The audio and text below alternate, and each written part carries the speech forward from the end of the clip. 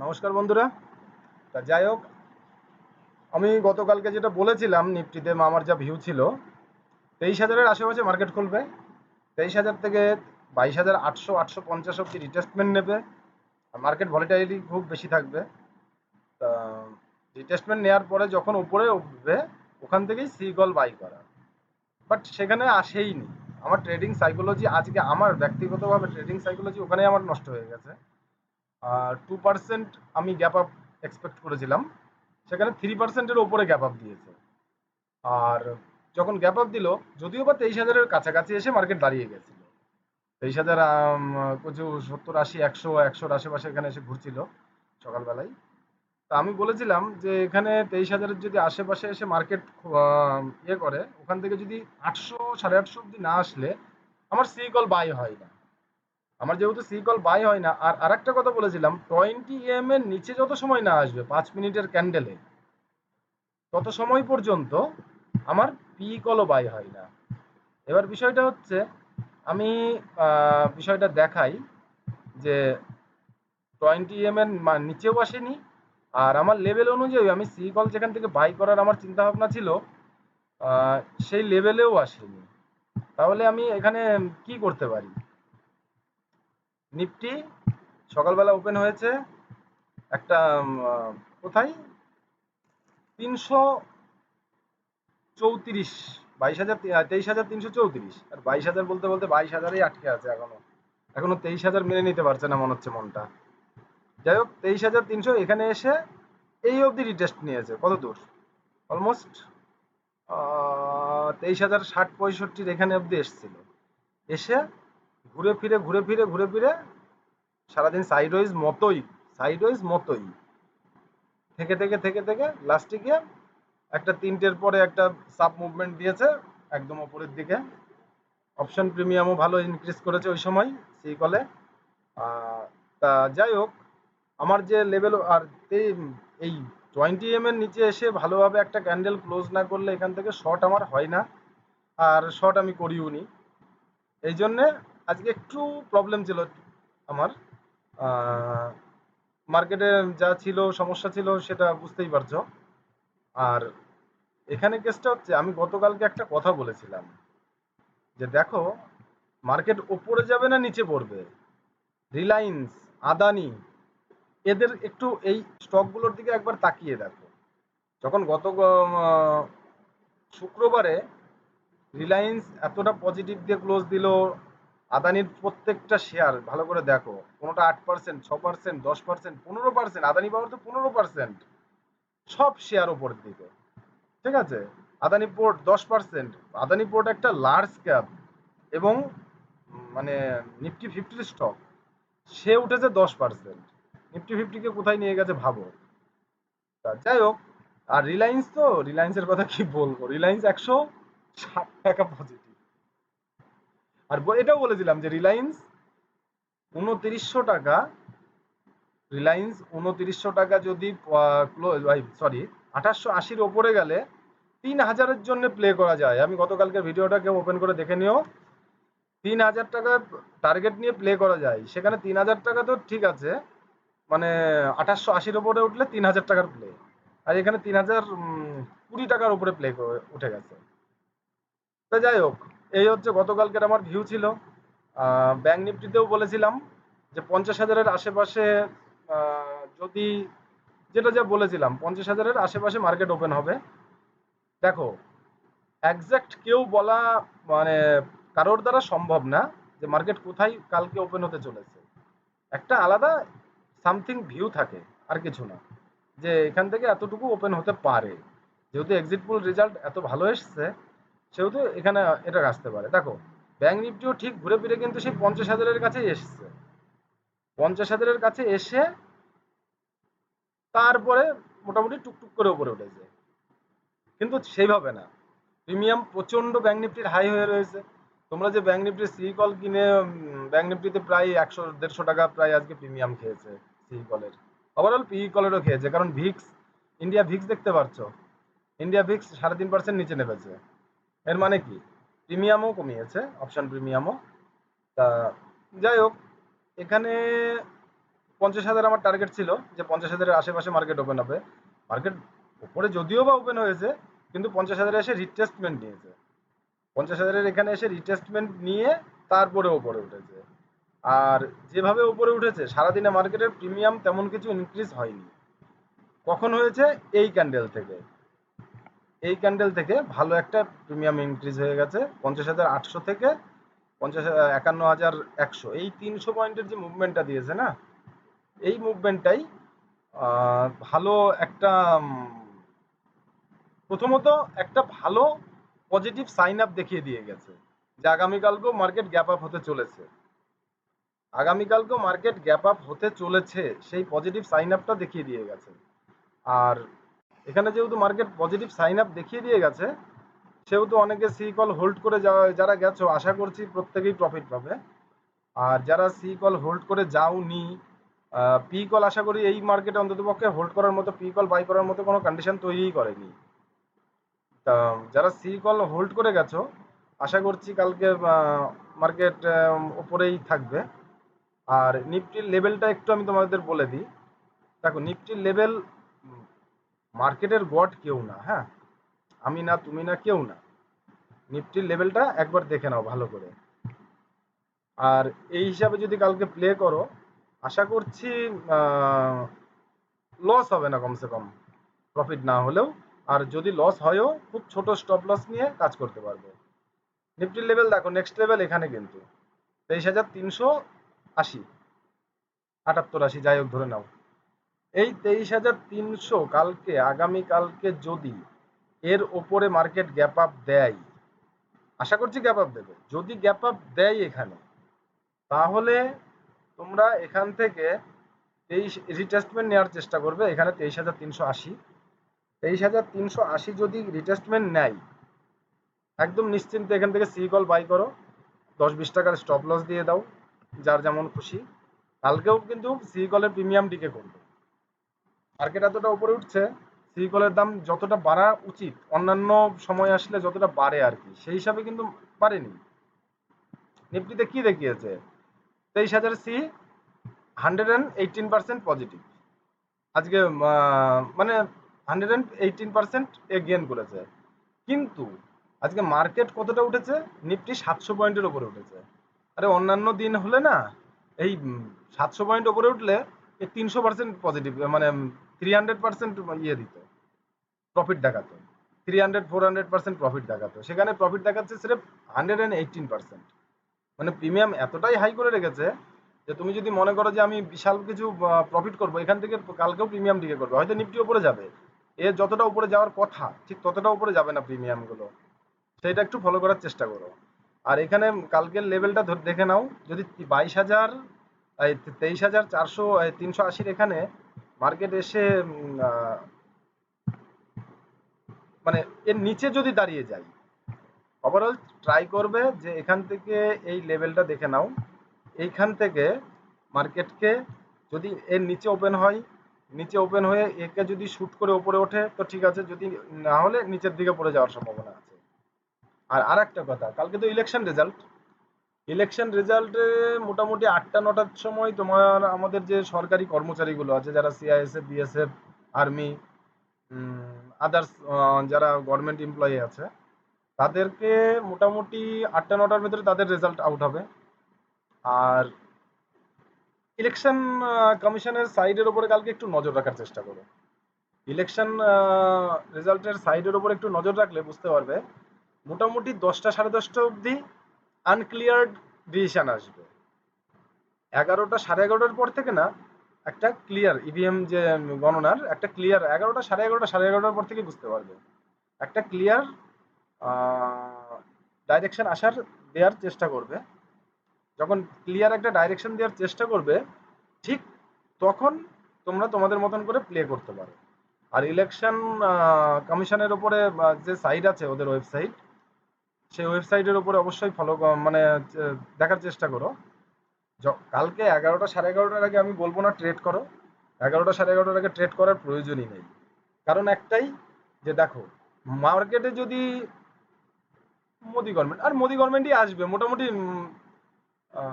আমি তো বলতে পারো 99% শিওর মোদি সরকার বানাবে।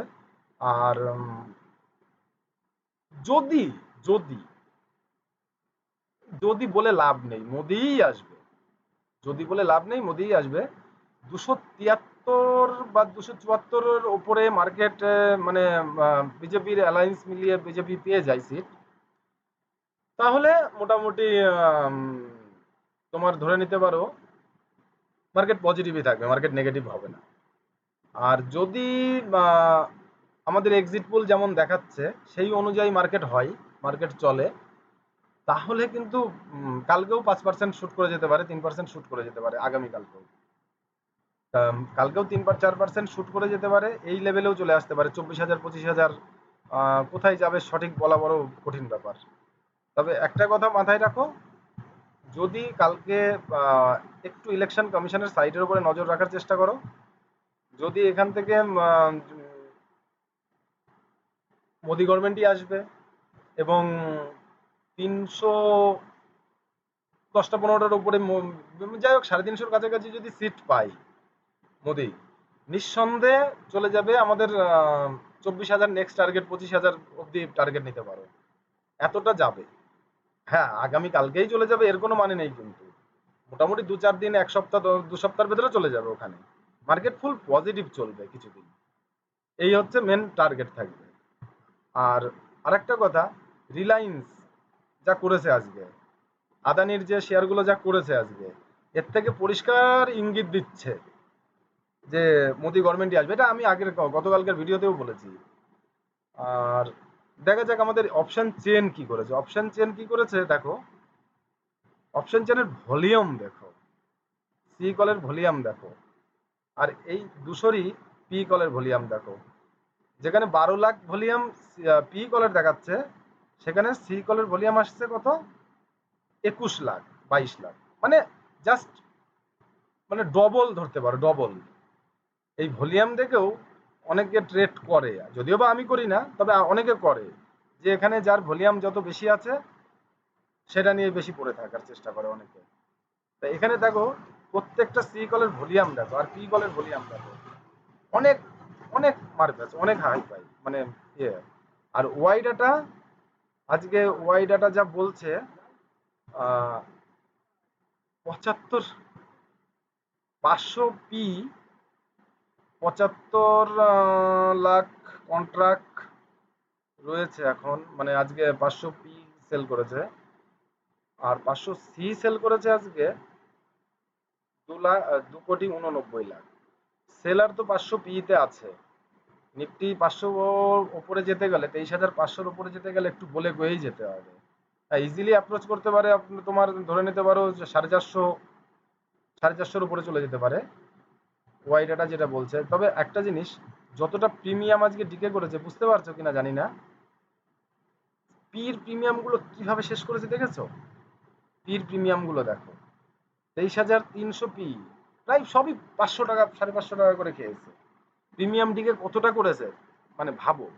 সি কলে তো সেইভাবে বাড়েনি, 500 টাকা, 23,300 পি 500 টাকা কমিয়েছে, আর 23,300 সি 230 টাকা বাড়িয়েছে।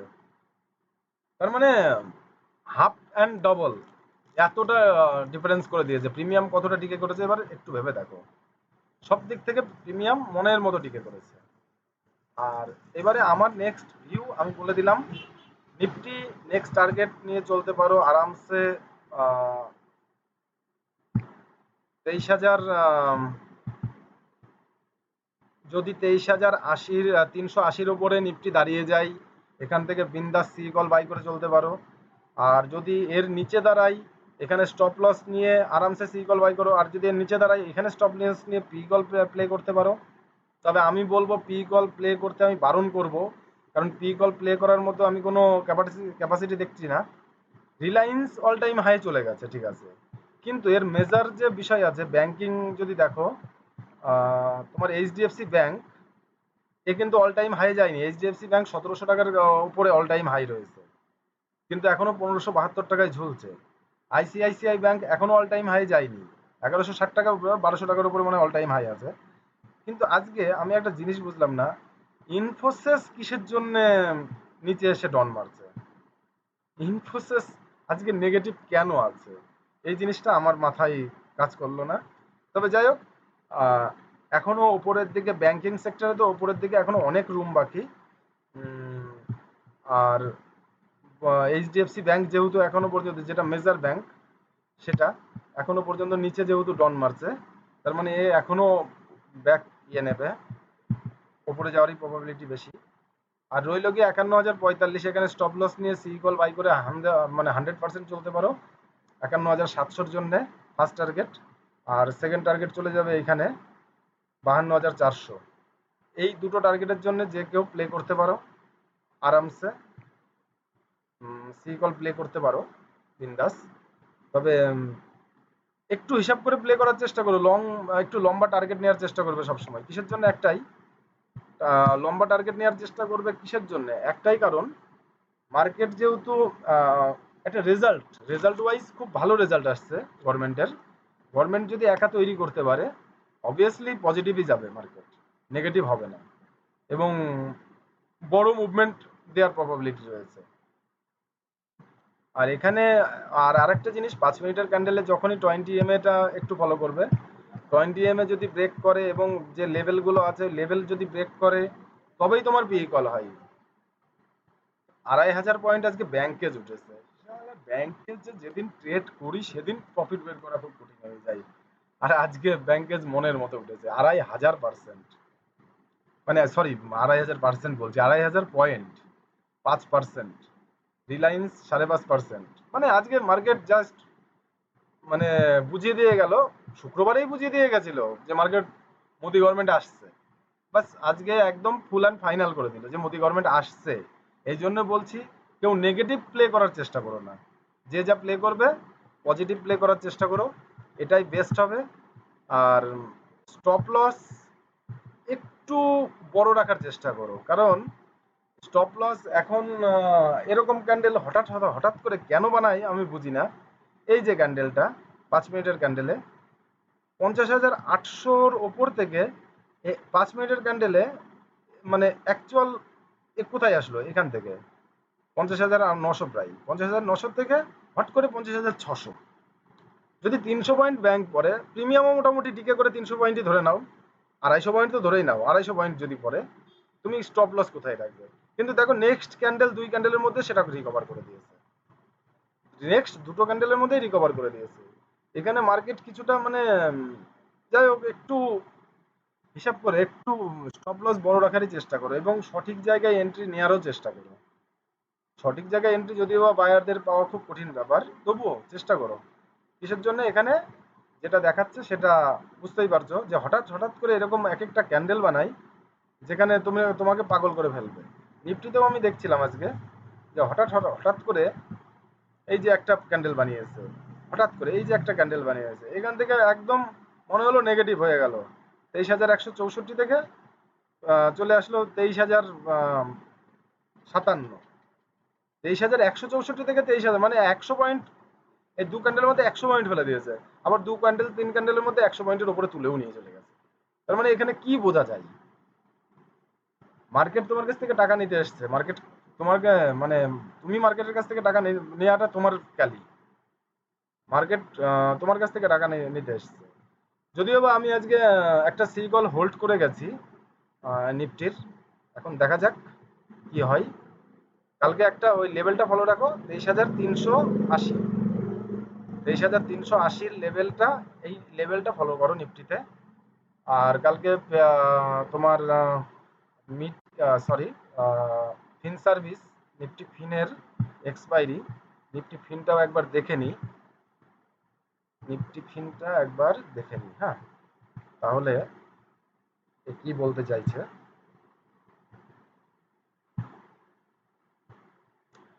নিফটি ফিন এখানে বলতে চাইছে সেম কাহিনী, 22,700 যদি ব্রেক করে ডাইরেক্ট 23,000-এ গিয়ে দাঁড়াবে, তার আগে আর দাঁড়াবে না। আর এসএল এখানেই নেও। আর যদি এর নিচে মার্কেট ওপেন হয় কোনো রকম 22,600-700-র নিচে, এখানে একটু হোল্ড করে যাও। পি কল নেওয়ার আমি বলবো না, আর যদি হোল্ড করে যাও আমার মনে হয় খুব একটা অসুবিধা হবে না, সি কল নেওয়ারই চেষ্টা করো। এটাই হচ্ছে বলবো, আর কিছু না। ঠিক আছে, আজকের মতো এই পর্যন্তই। তাহলে একটু মন দিয়ে দেখো আর একটু হিসাব করে ট্রেডটা করার চেষ্টা করো।